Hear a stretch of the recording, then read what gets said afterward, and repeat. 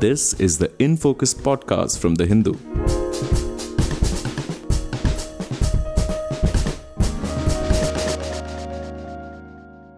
Hello and welcome to another episode of the In Focus podcast. I'm your host, Jude Weston. Imane Khelif, an Algerian boxer, is now at the center of a gender row at the Paris Olympics 2024. This controversy began after Angela Carini from Italy withdrew from a round 16 bout with Khelif just after 46 seconds. After the decision was announced, Carini didn't shake Khelif's hand but cried in the ring on her knees. Later, Carini said she had hurt her nose after the opening punches. This led to a heated debate on social media. Many accused the Algerian boxer of being male or transgender, calling it unfair to women's sports. J.K. Rowling and Elon Musk also joined the debate, questioning the decision made by the International Olympic Committee. Simultaneously, several childhood pictures of Khelif surfaced on social media, aiming to prove that she is female. Along with Khelif, Taiwan's double world champion Lin Yu-ting was cleared to compete in Paris despite both being disqualified at the 2023 World Championships after failing the International Boxing Association gender eligibility tests. Mark Adams, the official spokesperson for the IOC, addresses the media and issues a clarification saying, "The Algerian boxer was born female, was registered female, lived her life as a female, boxed as a female, has a female passport. This is not a transgender case." I know you're not saying that, but there has been some confusion that somehow it's a man fighting a woman. This is just not the case. Scientifically, on that there is consensus. Scientifically, this is not a man fighting a woman, and I think we need to kind of get that. Why is Khelif the target of the controversy? What is this DSD that everyone is talking about? What is the current IOC criteria for determining gender?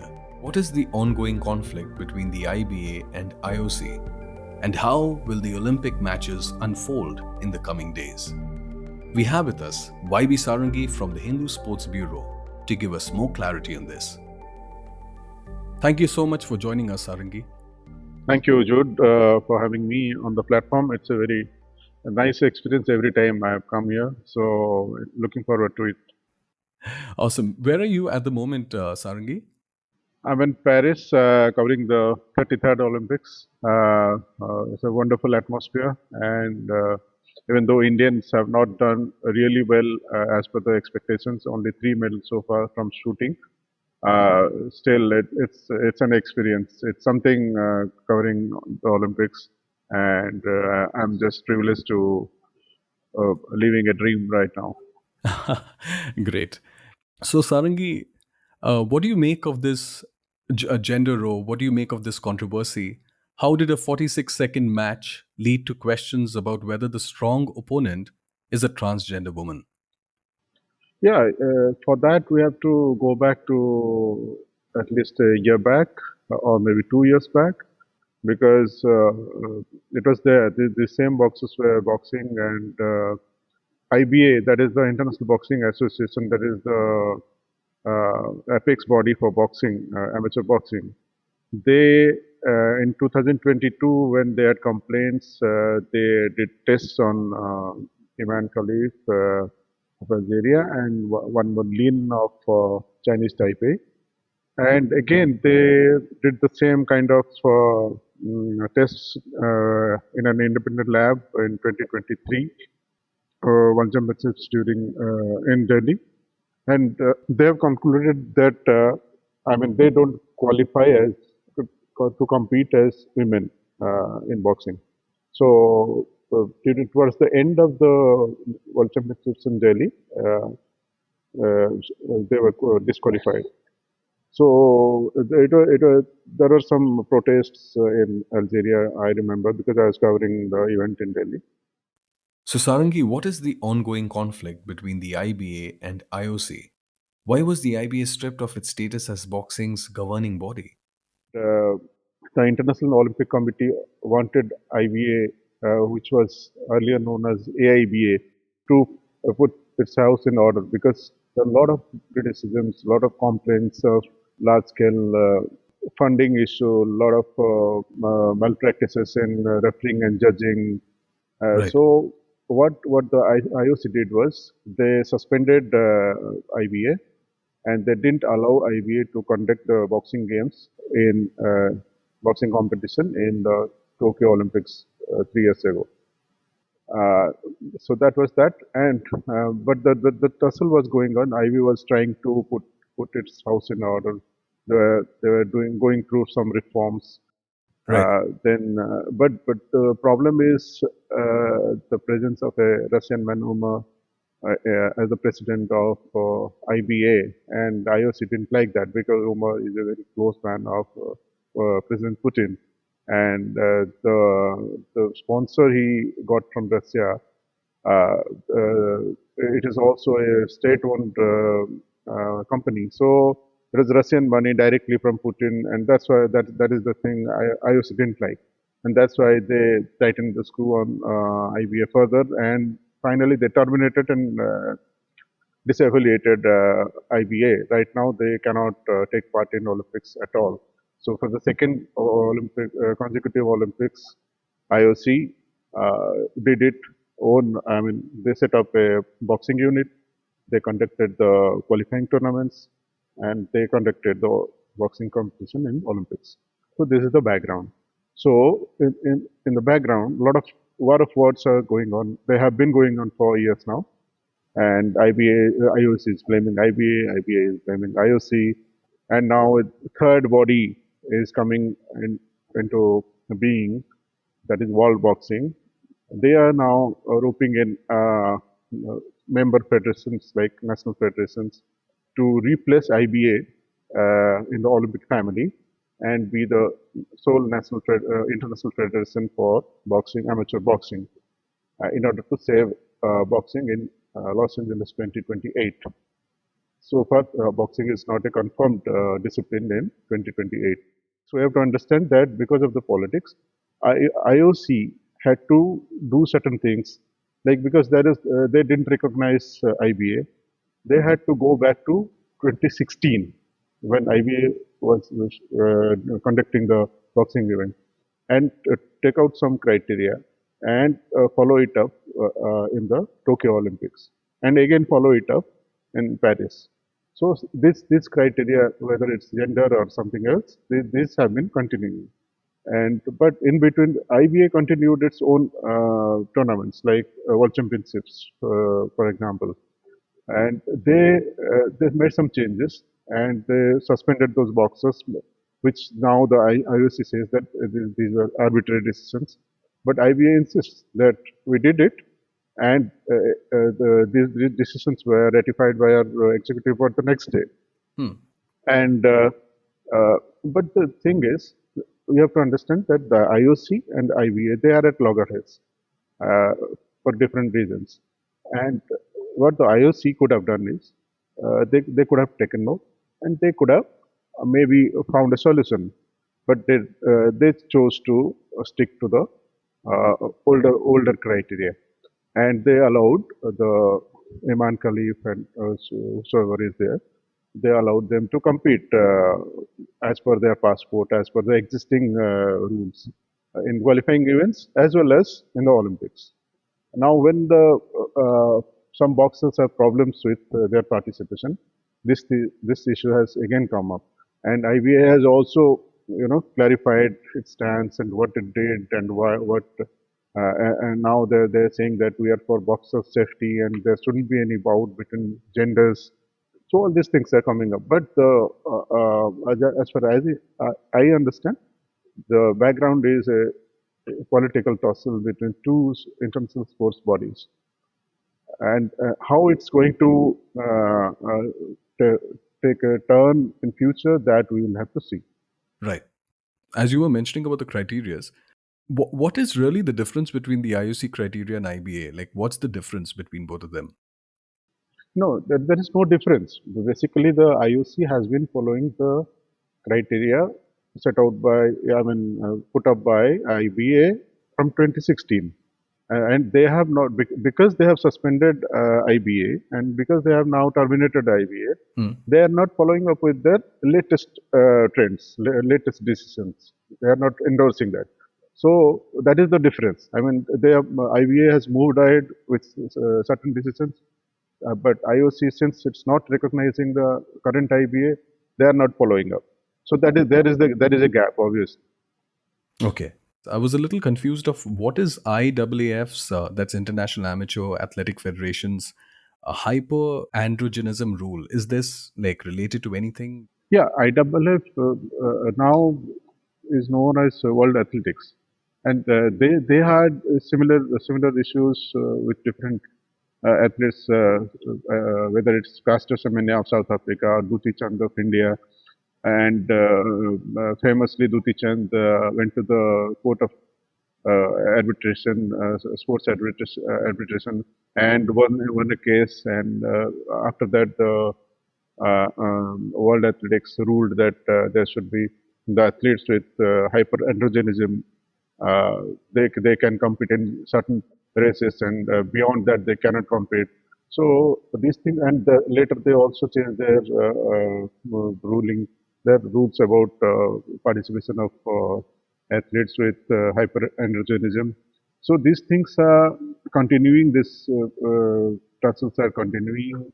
People who are there like with such issues. They want to compete, and the international federations, in their wisdom, they don't want.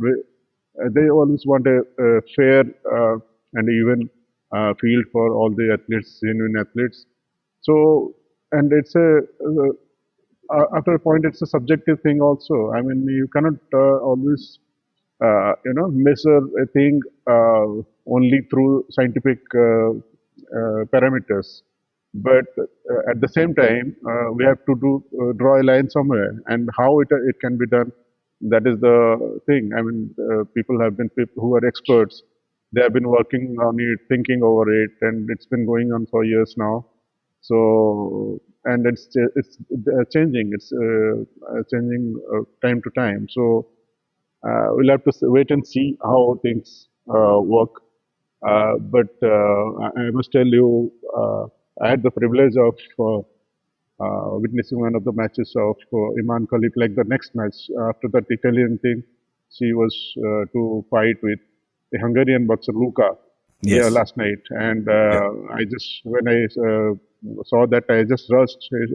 North Paris Arena is very far off, but I rushed, and I could just see that bout and experience that whole atmosphere, and the whole world was there, right, in terms of media. I mean, that narrow area of mixed zone, hundreds of media persons were there. They were eager to get a bite of both the boxers, Imane Khelif as well as Luka of Hungary. And Imane Khelif actually, she spoke to the official channels of IOC and went away without speaking to us. But the Hungarian, very bravely, she fought, and then after speaking to the IOC channel, she came up to us, issued a statement, and she was backed by her National Olympic Committee president, who is a two-time Olympic champion, and their country's IOC member, and they also came and gave statements. So, and it was very emotionally charged atmosphere. With they said that we are going to fight it in the ring, and they hope that IOC will discuss over this and find a solution. So it was something. It was a moment to cherish. Thank you so much for that, Sarangi. Amid this boxing row, a rare condition called DSD, that's differences in sex development, is doing the rounds. The NHS describes DSD as a group of rare conditions involving genes, hormones, and reproductive organs, including genitals, meaning a person's sex development differs from others. Many reports claim that Khelif might have DSD. Are these claims unfounded? Sarangi? See, I'll just read out the statement. I mean, what Khalif actually said, and I want to tell the entire world that I am a female and I'll remain a female. It's a battle. It's for my dignity. She was in tears when she spoke to the official broadcaster last night. we have to consider that also. Like someone whose conviction is claiming that she's a female, and just think if she's a female and the whole world is criticizing her and she's in the news for the wrong reasons, then Right. what would have been going through in her mind? I mean, so as I said, it's a scientific thing. It's a thing of personal dignity of someone. Only the right persons, right experts can decide whether in Right. boxing, whether in athletics or any other sport. The right maybe a right committee comprising experts in different fields. They can decide what is right and what is the permissible limit, what is not the permissible limit. So it's a very sensitive issue, and commenting on it will be unfair on the either on the person or the persons who are affected by such a situation. Right. The International Boxing Association pointed out that during the tests, Lin and Imane did not undergo a testosterone examination but were subject to a separate and recognized test. So, what is this examination apart from testosterone? What are they That is talking about? actually a secret. I mean, because it's involves with, things like one's individual. It's a private thing, so they have not actually revealed what are the exact details of this test, and Right. actually because of the lack of space, I had to remove that person, but they have clearly said that these are Okay. confidential tests results. All right. This isn't the first time we've seen a controversy like that over gender in sports. Like as you mentioned about Chand, uh, and we have South Africa's Caster Semenya and Uganda's Annette Negesa. They faced similar discriminations. So I just want to know that how can this issue be resolved to end such discrimination? What do you see ahead? Not just internationally, in India also we have seen cases like Shanti Soundarajan, cases like Pinky Pramanik, these were athletes, and later Duti Chand, and Abha Khatua maybe recently because she qualified through the rankings. She's a shot putter, qualified through the rankings, but then in the last minute, very mysteriously, she was taken out. I mean, and there is no explanation as to what went wrong with her, even though Hmm. media reports suggested that this may be the case because of some hyperandrogenism or something like that. She has not been taken to Paris to compete. So, as I said before, it's a matter to be discussed, to be deliberated upon by the experts belonging to different fields, suppose medical, sports experts, legal experts. All these people can sit together for different federations, sports federations, for different disciplines, because all different disciplines demand different kind of, you know, the demands are different sports-wise. So these people can get together and find a solution, and it has to differ from federation to federation, sports to sports, because uh, every sport is different. So, I mean, they have to do something proactively, I believe, Right. and find a middle path where, I mean, nobody is discriminated, and and no, the sport is not unfair towards anybody. Exactly. Last question. So according to you, what's going to happen next? I mean, will this issue be examined after the games? And how will the Olympic matches unfold in the coming days? Yeah, that's a very good question.